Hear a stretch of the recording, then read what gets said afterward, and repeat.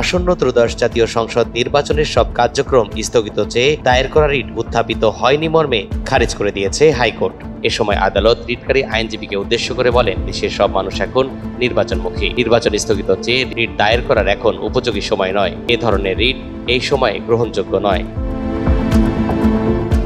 সোমবার বিচারপতি সিকদার মাহমুদুর রাজি ও বিচারপতি রিয়াজউদ্দিনের সমন্বয়ে হাইকোর্ট বেঞ্চ এ আদেশ দেন। পরে রিটকারী আইনজীবী ইয়ারুল ইসলাম সাংবাদিকদের বলেন, আদালতের মনোভাব বুঝতে পেরে জাতির বৃহত্তর স্বার্থে আমি রিট আবেদনটি নট প্রেস বা উত্থাপিত হয়নি মর্মে খারিজ করে নিয়েছি। এই রিট মামলাটি আর চালাবো না।